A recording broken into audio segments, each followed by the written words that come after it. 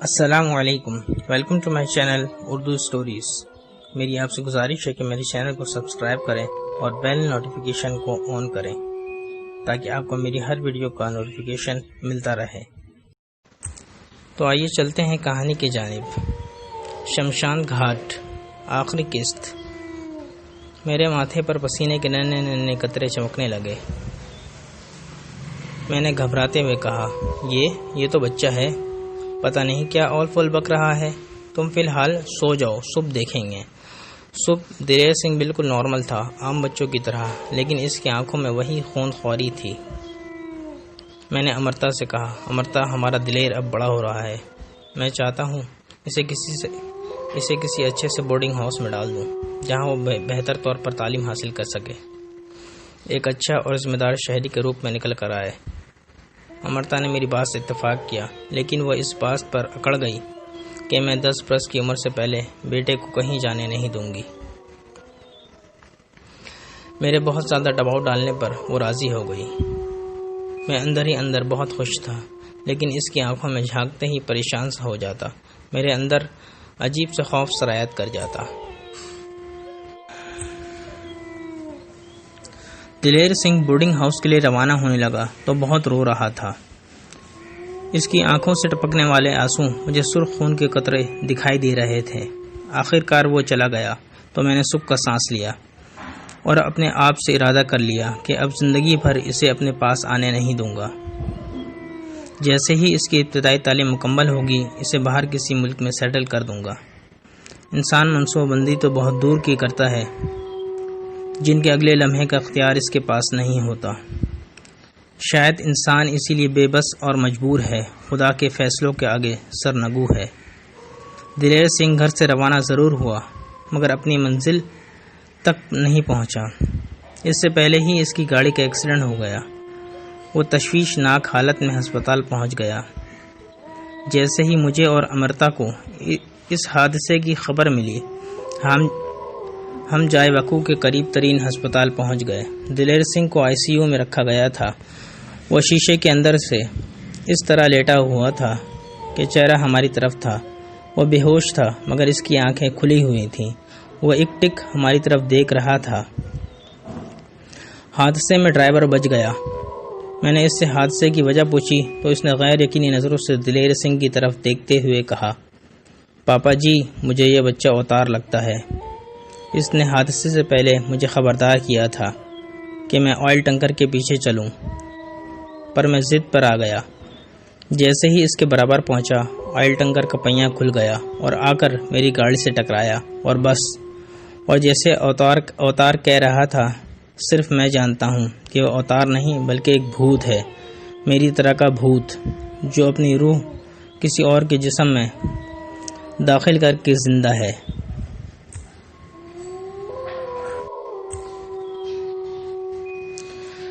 میں نے اس سے مزید معلومات کی خاطر پوچھا، اور کوئی انہونی بات ہوئی جو حادثے سے پہلے یا بعد میں ہوئی ہو؟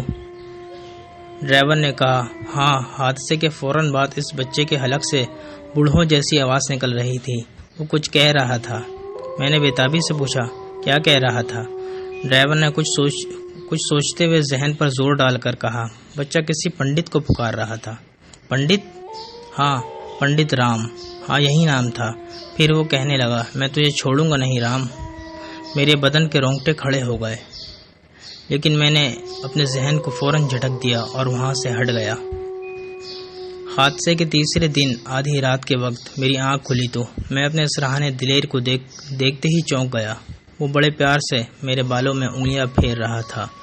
ایک لمحے کے لیے میرے اندر خوف کی لہر توڑ گئی، پھر میں نے فوراً خود کو سنبھال لیا اور ہمت کر کے اس سے کہا، دلیر تم اور یہاں؟ اس نے اپنی باریک آواز میں کہا، وہ پاپا جی، مجھے ہسپتال میں ڈر لگ رہا تھا، میں چلا آیا۔ کیا تم اکیلے آئے ہو؟ نہیں، مجھے دادو سردار جی اپنے ساتھ لے کر آئے ہیں۔ دادو سردار جی؟ مگر وہ تو کب کے مر چکے ہیں۔ میں مزید کچھ پوچھنا اور کہنا چاہتا تھا کہ ٹیلی فون کی گھنٹی بجی۔ میں نے ریسیور اٹھایا تو ہسپتال سے فون تھا۔ ڈاکٹر رمیش نے مجھے اطلاع دی کہ میں فوراً ہسپتال پہنچوں۔ دلیر کی حالت بہت خراب ہے۔ میں غیر یقینی نظروں سے اپنے سرہانے بیٹھے دلیر کو دیکھنے لگا۔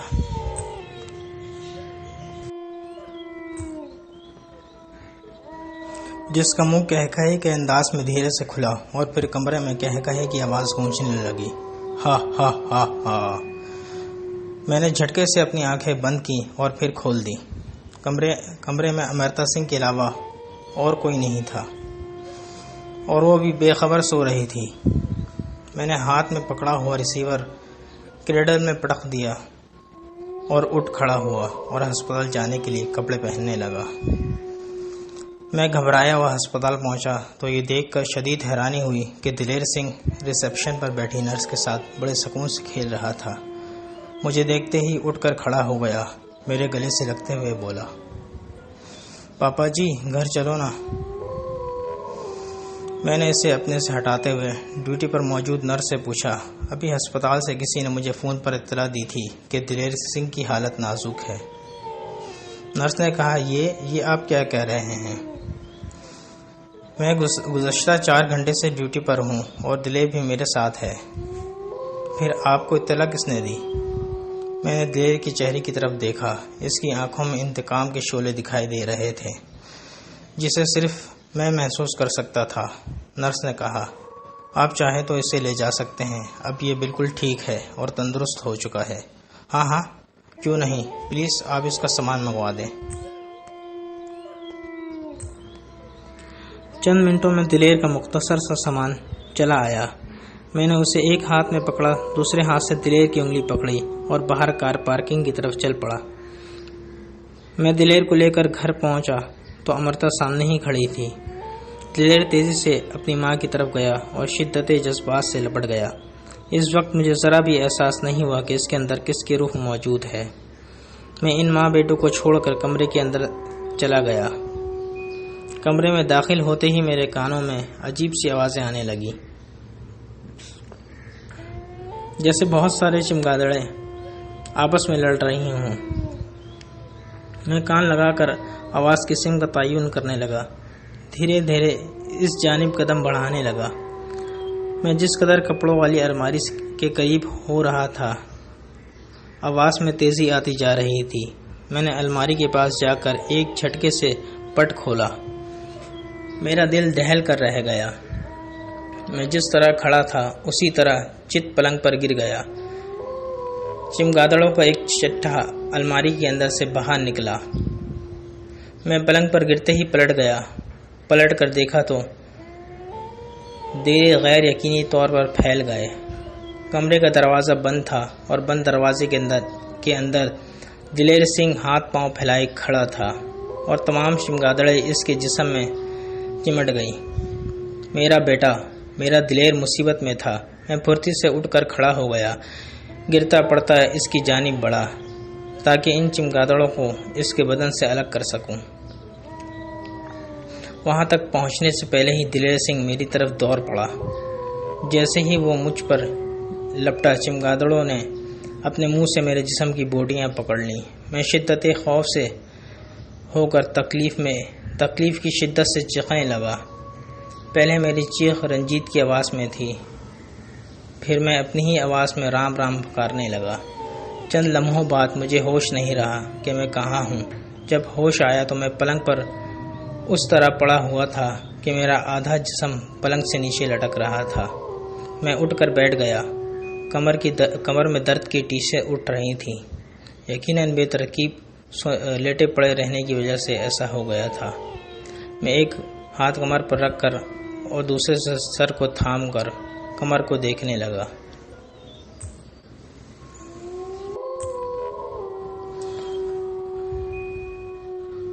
پھر اس کے بعد کمرے کو دیکھنے لگا۔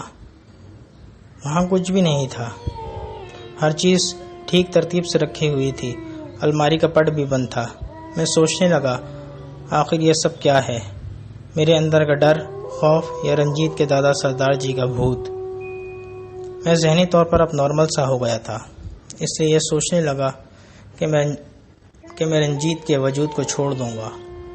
یہ کوئی ضروری نہیں کہ انسان جو کچھ سوچے وہ پورا بھی ہو جائے۔ رنجیت کے جسم کو چھوڑنے کا ارادہ اس وقت ملتوی ہو گیا۔ جب امرتا سنگھ نے دوسری بار اپنی گود ہری ہونے کی خوشخبری مجھے سنائی۔ میں امرتا سے بے انتہا محبت کرتا تھا۔ اس کی ہر تخلیق سے مجھے انس تھا۔ دلیر سے بھی مجھے شدت محبت تھی، یہ جاننے کے باوجود کہ اس کے اندر سردار جی کی آتما بسی ہوئی ہے جو میری جان کی دشمن ہے۔ میں نے گھڑی میں وقت دیکھا، 11 بج چکے تھے۔ برسوں بعد میرے قدم خود بخود شمشان گھاٹ کی جانب اٹھ کھڑے گئے۔ وہاں پہنچ کر دیکھا تو وہاں کا منظر ہی الگ تھا جو میں پنڈت رام کے جسم میں رہتے ہوئے برسوں سے دیکھ رہا تھا۔ میں وہاں سے چلتا ہوا مندر کی کٹیا میں داخل ہو گیا۔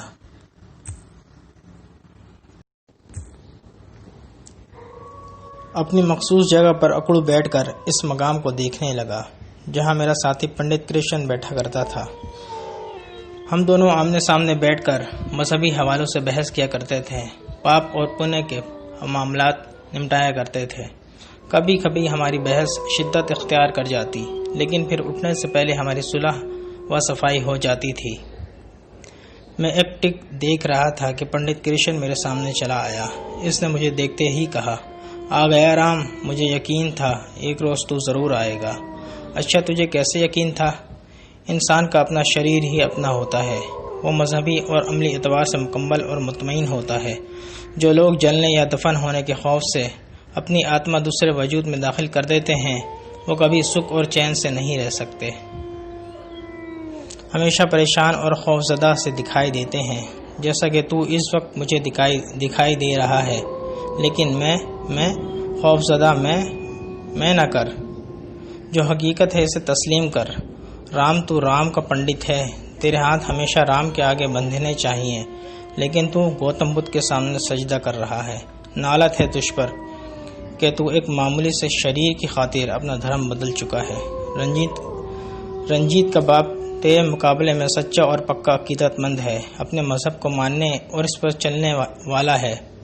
وہ جانتا تھا کہ اس کی نسل تیری وجہ سے خراب ہو جائے گی، اس لیے اس نے تیرے بچے کے پیدا ہوتے ہی اس کی جان نکال دی اور خود اس میں سما گیا۔ اسی طرح وہ اب تیرے آنے والے بچے یا بچی کو بھی تیرے لیے زندہ نہیں چھوڑے گا۔ تو نہ چھوڑے، مجھے امرتا کا خیال ہے، وہ میرے بغیر مر جائے گی۔ یہ تیری بھول ہے رام، کوئی کسی کی خاطر نہیں مرتا۔ اگر ایسا ممکن ہوتا تو یہ دنیا کب کی ختم ہو چکی ہوتی۔ تو پھر اس کا حل کیا ہے؟ تو رنجیت کا شریر چھوڑ دے۔ اگر تو زندہ رہنا چاہتا ہے تو کسی ہندو جاتی کے شریر میں چلا جا، کم سے کم تیرا ضمیر تو مطمئن ہوگا کہ تو جو ہے وہی تیرے بچے ہوں گے۔ ہندو ہو کر کسی گرودوارے میں جا کر سجدہ نہیں کریں گے، مندر آ کر رام بھگوان کے سامنے ہاتھ باندھیں گے، ہاتھ جوڑ کر تیرے لیے پرارتھنا کریں گے۔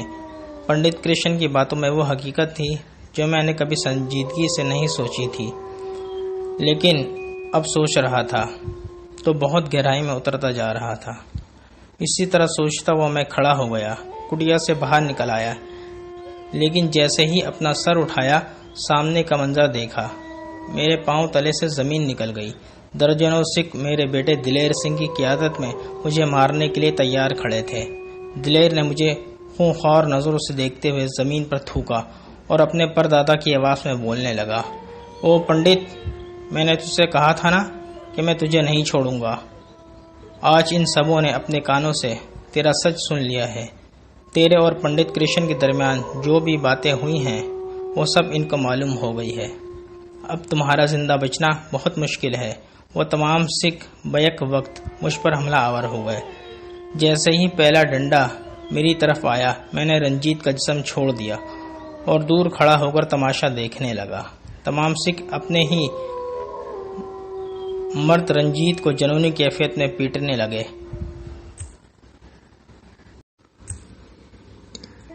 روئی کے گالوں کی طرح دھڑکنے لگے۔ میں نے اپنی اصلی آواز میں دلیر سنگھ کو مخاطب کیا، سردار جی، میں شمشان گھاٹ کا پنڈت ہوں۔